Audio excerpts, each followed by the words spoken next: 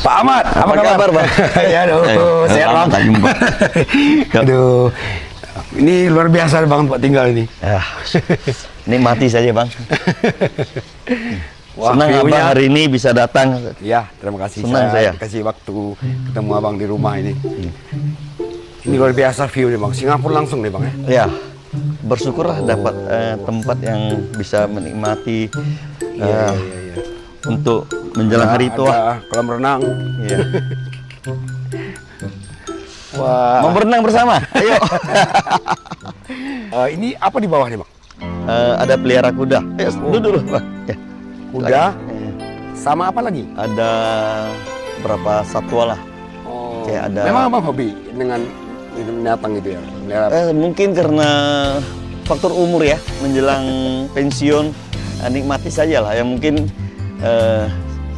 kita di kampung kan dulu orang tua kan banyak pelihara satwa. Jadi sih di Batam kota industri mensyukurilah dapat lokasi yang punya asri dan bisa menikmati lah.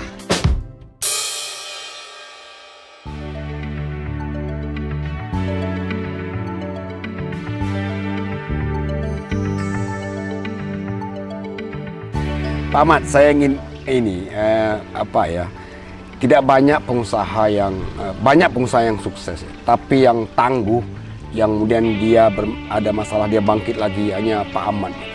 Kok bisa Pak Ahmad seperti itu ya? Dalam kehidupan ini buat saya sih jatuh bangun sudah terbiasa ya.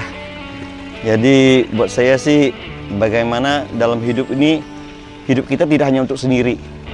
Jadi hidup ini kita juga buat keluarga dan orang sekitarnya. Kalau kita hanya hidup sendiri ya jatuhnya mungkin mau bangkit lagi agak sulit. Tapi di samping itu kita hidup, kita juga untuk keluarga. Jadi bagaimanapun kita tetap harus tangguh demi untuk keluarga dan orang di sekitar kita.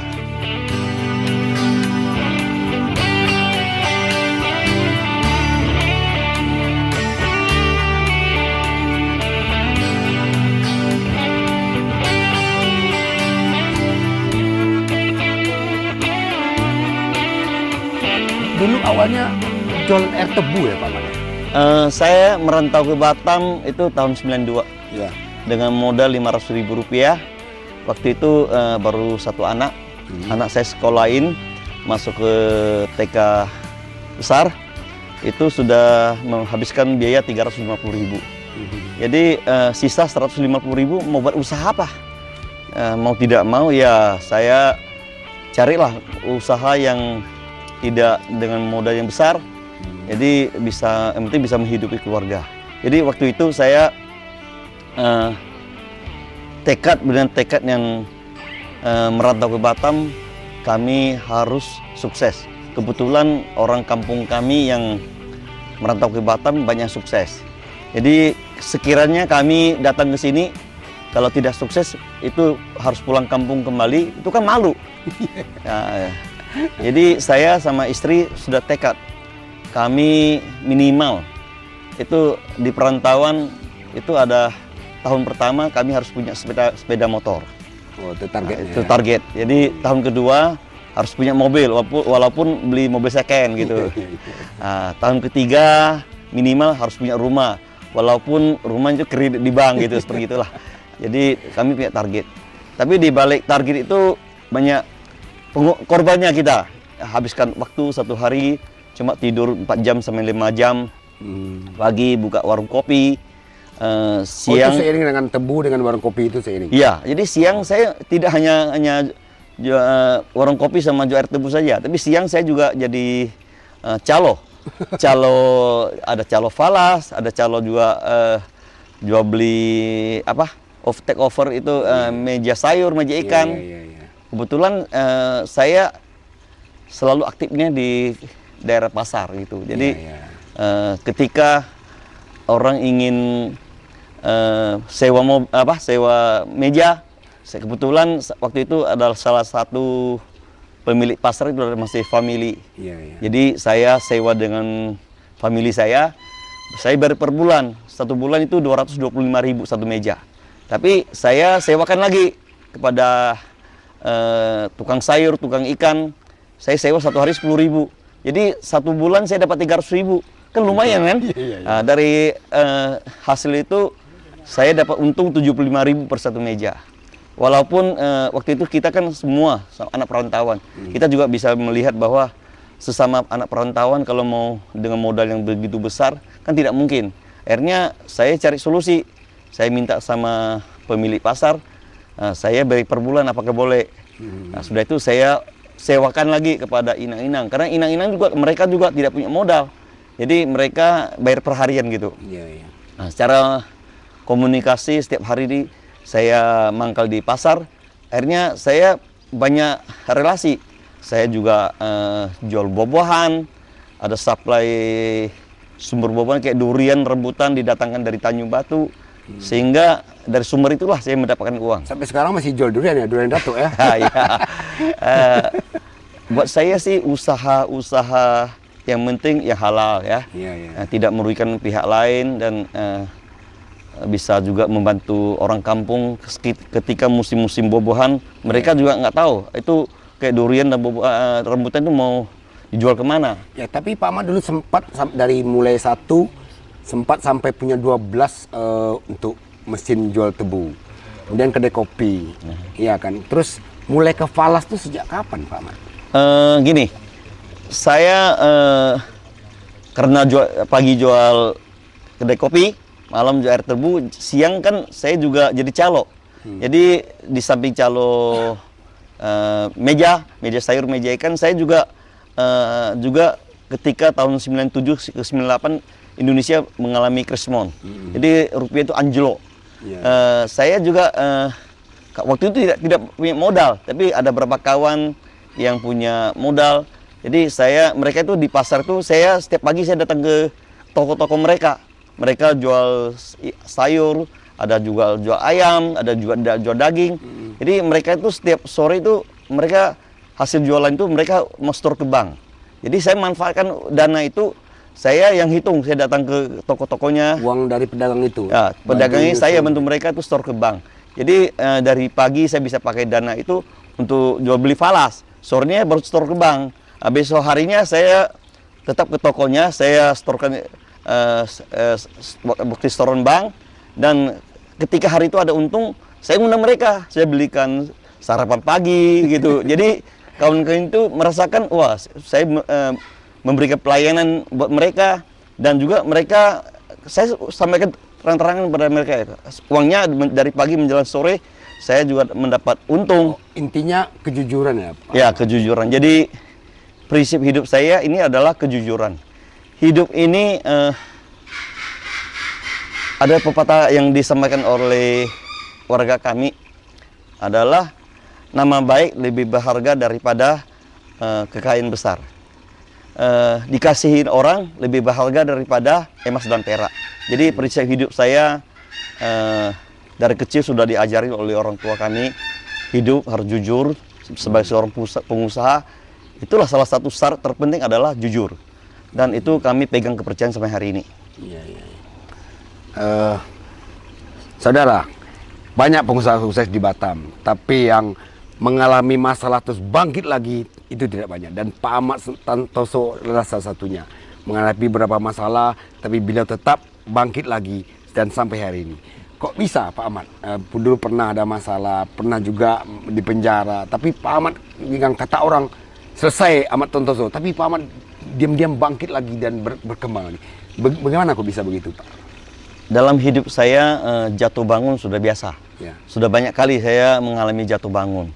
Tapi prinsip hidup saya ini adalah hidup saya tidak hanya untuk diri saya sendiri. Kalau hidup untuk diri saya sendiri, mungkin saya tidak terlupa pikir panjang. Tapi karena hidup saya ini harus memikirkan juga untuk keluarga dan orang di sekitar saya. Kalau saya dengan segala sesuatu yang musibah, saya jatuh dan saya tidak bisa bangun lagi, bagaimana saya bisa menghidupi keluarga dan juga orang di sekitar saya? Secara otomatis setiap orang pasti mengalami jatuh bangun. Saya sih mensyukuri apa saja yang ada. Ketika saya pertama kali merantau ke Batam, saya juga pernah mengalami tidur dia alaskan dengan kardus, beli bantal pun tidak punya duit.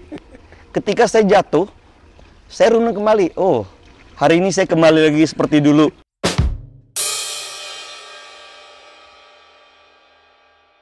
Jadi buat saya, bagaimana saya harus bisa bangkit kembali lagi. Saya selalu mensyukuri bahwa Tuhan, yang penting Tuhan sudah berikan kesehatan, saya berikan kekuatan, dan saya masih didukung oleh teman-teman. Dasar tadi itu saya mendapat kepercayaan dengan kejujuran, sehingga selagi saya tidak merugikan pihak yang lain, saya melakukan usaha yang halal, dan saya bisa membangkit lagi, punya peluang, mengapa tidak gitu. Jadi buat saya jatuh bangun tidak jadi masalah. Yang penting saya punya tekad, saya harus bangun kembali demi buat keluarga dan juga orang di sekitar saya. Ya. Pak Ahmad, ini kan luar biasa ya. Mulai dari membantu melayani pedagang menukarkan uang ke bank, menyetorkan uang yang katanya masih berair dan berdarah, uangnya Pak Ahmad bantu menyusun, disetorkan ke bank, terus besok pagi Pak Ahmad memanfaatkan untuk berdagang falas, sampai dipercaya kemudian jadi ketua asosiasi valuta asing, dan hari ini Pak Ahmad masih menjadi ketua AFPA Indonesia 2 periode. Bagaimana perjalanan Pak Ahmad dalam bisnis falas ini? Gitu? Itulah tadi dasar kepercayaan itu yang saya pegang teguh sampai hari ini, sehingga ketika saya mengalami musibah, saya jatuh, saya masih bersyukur ya mendapat kepercayaan dari teman-teman, baik dari sesama pengusaha money changer maupun pengurus APV Indonesia. Ketika saya mengalami musibah, teman-teman juga memberikan perhatian yang luar biasa. Dalam hal ini, berapa anggotanya Asosiasi Valuta Asing Indonesia? Dari Sabang sampai Merauke itu, dari pusat dan cabang ada 3.000 lebih di bawah naungan saya. Dan saya juga bersyukur ya, pada bulan Februari tahun 2022 yang lalu, saya masih terpilih kembali sebagai Ketua Umum APV Indonesia periode yang kedua secara aklamasi. Itu dalam hal ini merupakan suatu amanah, dan saya untuk kedepannya saya harus melakukan lebih baik lagi buat demi untuk memajukan sesama teman-teman pengusaha money changer yang ada di Indonesia. Pak Ahmad, ini money changer ini kan tidak gampang bisnisnya. Ini kan tergantung pergerakan mata uang ya di seluruh dunia yang berubah setiap saat gitu. Bagaimana Pak Ahmad bisa memahami pergerakan mata uang itu seperti itu? Dulu saya ingat ketika di kantor Pak Ahmad itu terima telepon satu kiri kanan tambah lagi handphone. Itu seperti apa Pak Ahmad caranya?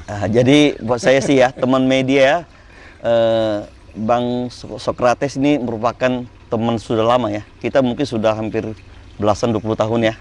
Jadi jatuh bangun sekian berapa kali tidak terluput ya dari pantauan dari Bang Sokrates. Jadi menurut saya sih, saya usaha dari money changer. Saya sebenarnya awal sih tidak ngerti apa-apa pun tentang falas.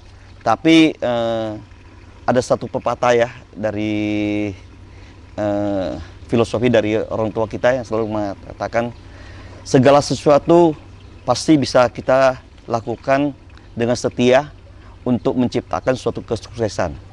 Jadi ambil contoh, saya jual air tebu saja. Ambil contoh dulu, saya jual air tebu di kaki 5. Satu hari ada 200 relasi. Laku satu hari 300 gelas. Si A, dia cerewet. Saya kasihkan itu pangkal tebu. Yang si B, dia sederhana. Dia tidak begitu cerewet. Saya giling tuh pangkal sama jadi sampai hafal tebu itu? Iya, saya harus pelajari. Terjun ke money changer sebegitu juga. Money changer juga saya bisa katakan untuk usaha sejenis money changer. Perusahaan saya adalah yang pertama kali dulu komunikasi sebegitu tak seperti sekarang, lebih canggih seperti sekarang. Dulu perusahaan saya merupakan money changer yang pertama melayani pengiriman uang ke Malaysia. Ketika para pengusaha Batam dan di sekitarnya impor barang kebutuhan pokok dari Malaysia, mereka secara otomatis mereka akan bayar uang ringgit ke Malaysia. Dan waktu itu adalah perusahaan saya adalah perusahaan yang pertama untuk melayani pengiriman. Terakhir, teknologi lebih canggih, komunikasi bisa lebih luas lagi. Para pengusaha tidak mendatangkan itu sumber bahan pokok itu dari Malaysia. Mereka bisa datangkan dari Bangkok, dari Thailand, dari Cina. Akhirnya perusahaannya juga sebegitu. Saya akan menjalani itu sejenis usaha yang lebih maju dari selangkah dari yang lain. Sehingga perusahaan saya juga merupakan di Kepulauan Riau melayani pengiriman uang China Yuan ke Cina.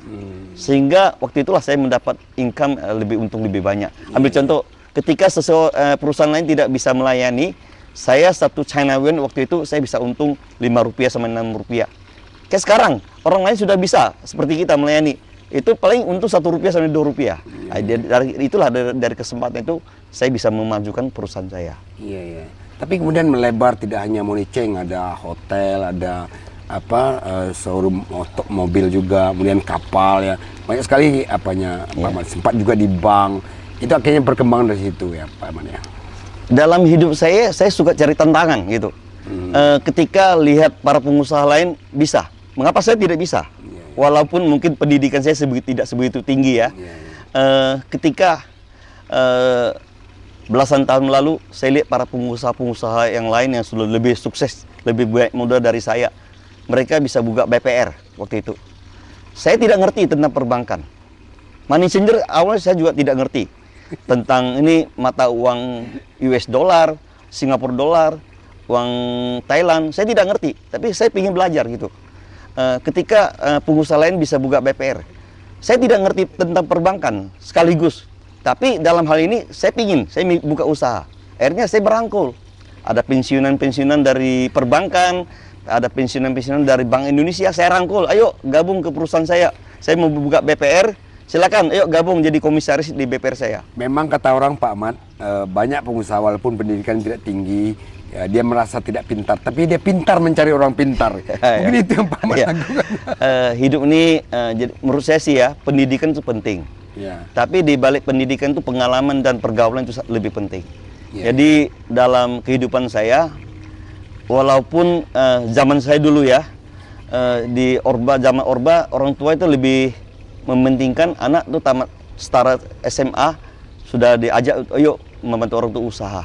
Jadi di zaman kami dulu, orang tua tidak lebih penting di bidang pendidikan. Beda sama sekarang, anak saya semua saya sekolahkan sudah sarjana semua. Jadi ketika kita sudah tamat SMA, kita sudah merasa bangga dan orang tua sudah mengharapkan kita untuk membantu orang tua. Jadi kita mayoritas waktu itu kita tidak bisa terjun ke politik. Satu-satunya adalah kita bisa untuk ke bisnis saja. Nah, dalam hal ini secara otomatis kita lihat pengusaha-pengusaha yang lain yang merantau ke Batam, mereka sukses. Kita juga ingin seperti mereka. Akhirnya saya lihat ketika orang lain bisa buka BPR, mengapa saya tidak? Seperti itulah tadi. Nah, dengan tekad dan bersyukur waktu itu ada sedikit modal dan saya ngajak beberapa teman, mereka mau ayo bekerja sama. Akhirnya kami bisa mendirikan BPR yang pertama kami dirikan itu di Tanjung Balai Karimun. Itu BPR Karimun Sejahtera. Dan setahun kemudian saya buka lagi satu BPR lagi, itu BPR Center Kepri yang ada di Kota Batam. Jadi kami bersyukur bank yang kami diri sampai hari ini masih status sehat dan bisa bersaing sama sejenis perbankan di yang lain. Pak Ahmad, apa yang ingin Pak Ahmad sampaikan kepada orang-orang di Batam terutama yang ingin jadi pengusaha sukses? Apa kiatnya gitu? Ya, sebagai pengusaha jatuh bangun itu sudah biasa. Ya, sebuah pepatah mengatakan kegagalan adalah sukses yang tertunda. Pangkal dari kesuksesan. Jadi jika seseorang mengalami kegagalan, jangan putus asa. Kita masih punya kesempatan untuk bisa meraih lagi kesuksesan kembali. Yang penting kita punya semangat, kita punya tekad, kita harus bekerja keras untuk menciptakan kesuksesan. Dalam hal ini, seperti sekarang ini, contoh sekarang ini banyak pengusaha ya. Kita lihat juga waktu COVID dalam 3 tahun berturut-turut ini tidak gampang bagi pengusaha ingin mempertahankan suatu usaha. Saya masih ingat salah satu tokoh Ciputra ketika dia menyampaikan tahun 98 para pengusaha banyak yang lari ke luar negeri. Dia bertahankan dia di Indonesia. Ketika waktu itu usaha lagi merosot, dia masih mempertahankan usahanya sehingga ketika pengusaha lain sudah eksodus ya, ke negara lain, dia masih bisa mempertahankan di Indonesia, sehingga usaha-usahanya yang dia geluti bisa bangkit kembali. Menurut saya sih ya, selagi musim COVID ini kita masih bisa mempertahankan ya, mensyukuri kita. Saya juga lihat banyak teman-teman saya yang COVID, yang orang kaya Batam, ya kena COVID mati mendadak. Jadi saya mensyukuri apa adanya. Tuhan masih kasih kita kesehatan, kasih kita kekuatan. Selagi punya kesempatan, kita mensyukuri apa adanya. Jadi sampai hari ini saya tetap memberikan juga semangat buat anak-anak saya. Saya sih sebenarnya udah setengah pensiun saya. Hidup mau tenang, udah punya cucu. Saya juga senang kalau teman-teman ingin kunjung ke rumah saya, kita bisa kongko-kongko, bisa minum teh, dan sambilan juga bisa kalau mau berenang bersama aja bersama kita. Jadi hidup ini buat saya yang penting kita harus banyak teman, ya banyak teman secara otomatis pasti banyak rezeki. Oke, saudara, sangat menarik perjalanan panjang seorang Ahmad Santoso sebagai pengusaha. Ikuti terus Socrates Talk.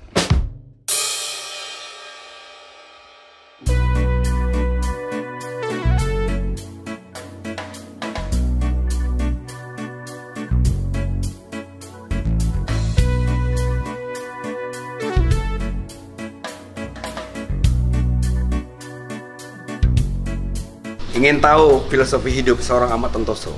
Kita ikuti terus Socrates Talk. Pak Ahmad, ini apa Pak? Oh gini, saya sejak kecil sudah diajarin ya oleh orang tua sama nenek saya. Saya dari umur 3 tahun sampai umur 13 tahun, saya itu diasuh oleh nenek saya. Jadi nenek saya selalu mengajarin itu bagaimana caranya untuk bisa menyayangi dan menghormati orang tua. Jadi ini adalah filosofi yang untuk kita orang Tionghoa yang dari Cina. Semua ini dibikin dari batu hitam, itu didatangkan Cina. Ini bukan untuk penyembah berhala, tapi ini adalah cara filsafat Cina untuk mengajari kita bagaimana untuk menghormati orang tua kita.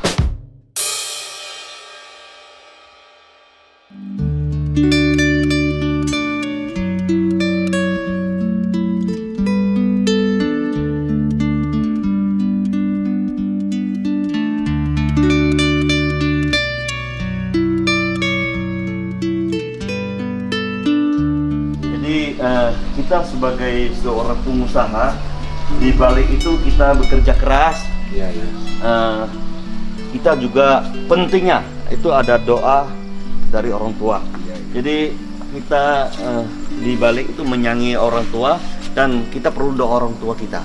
Saya bisa katakan saya sangat ketika ayah saya meninggal itu saya masih umur 23 tahun. Ayah saya itu meninggal muda, itu di 52 tahun.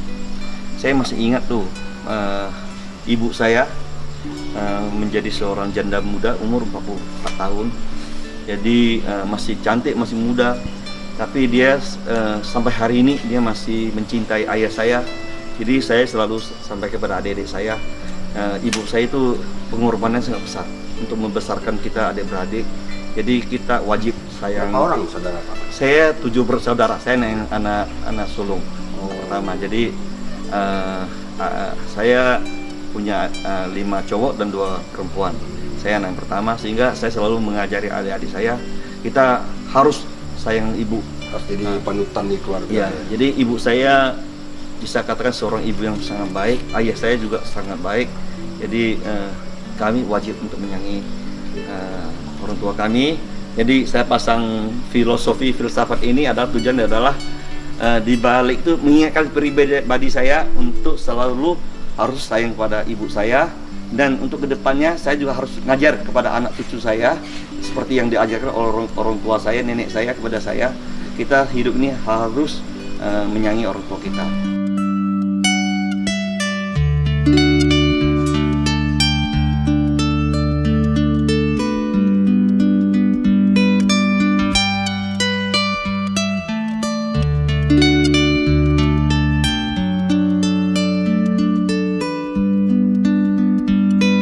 Ahmad, tidak banyak pengusaha yang tinggal di daerah Tanjung Pinggir ini, dan ini luar biasa ya, view-nya, dan laut, kelihatan Singapura dan lampu-lampunya.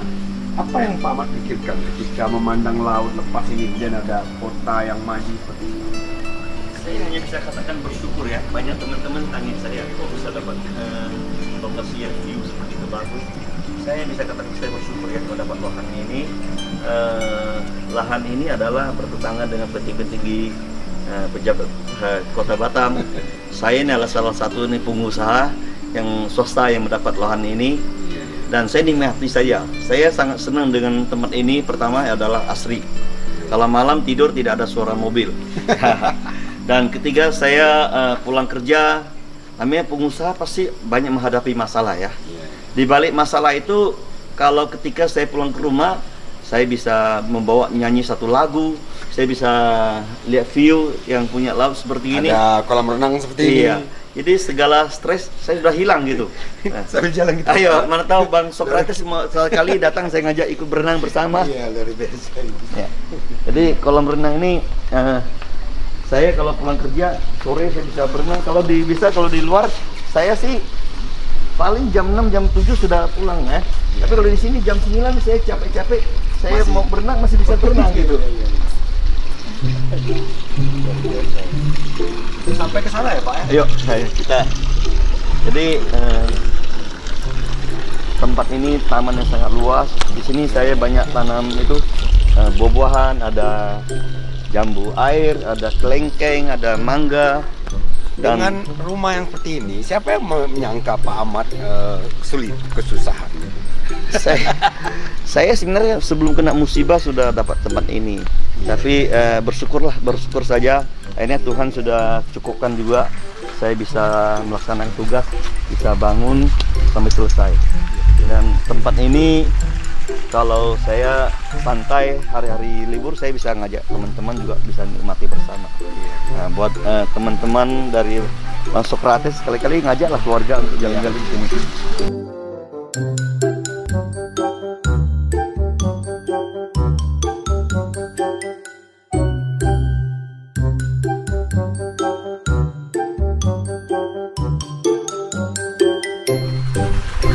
Tapi Pak Ahmad, apa yang bisa Pak Ahmad sarankan kepada orang-orang yang mau jadi pengusaha? Selain kejujuran, terus jatuh bangun itu biasa, akhirnya mereka tetap bangkit lagi. Apalagi Pak, itu syaratnya. Kunci pertama adalah kerja keras. Kedua itu pandang mundur ya. Namanya pengusaha pasti mengalami banyak tantangan. Di balik tantangan itu pasti ada hikmah-hikmah yang kita dapat. Seperti kita sekarang, kita mau jadi seorang pengusaha yang dari tidak ngerti, kita belajar mau mencapai suatu kesuksesan, pasti banyak mengalami tantangan-tantangan. Tapi percayalah, di balik mau jadi seorang pengusaha yang hebat, ya pasti ada ujiannya. Setelah ujian itu kita lulus, kita akan menuju ke next level. Ambil contoh, kita di SMP kita melanjutkan pendidikan ke SMA, kan harus ujian. Udah setelah ujian lulus, kita akan bisa naik ke SMA. Tapi Pak Ahmad pernah menulis, dan saya terkesan dengan tulisan itu di status Facebooknya. Teman sejati itu adalah teman yang tahu kenal kita pada saat kita kesusahan. Apa maksudnya? Iya, jadi dalam kehidupan saya ini sudah berapa kali jatuh. Ketika saya jatuh, ada juga sesama pengusaha, saya datangi mereka menjauhi saya. Jadi di balik itu pencobaan-pencobaan yang saya alami, saya mendapat hikmahnya. Ada juga pengusaha mereka tidak bantu dana sekaligus, tapi mereka berikan perhatian. Ya selalu telepon, bagaimana keadaan, mereka juga memberikan dukungan moral, sehingga buat saya itulah di balik itu ada hikmahnya. Ketika saya susah, saya bisa tahu siapa yang teman sejati.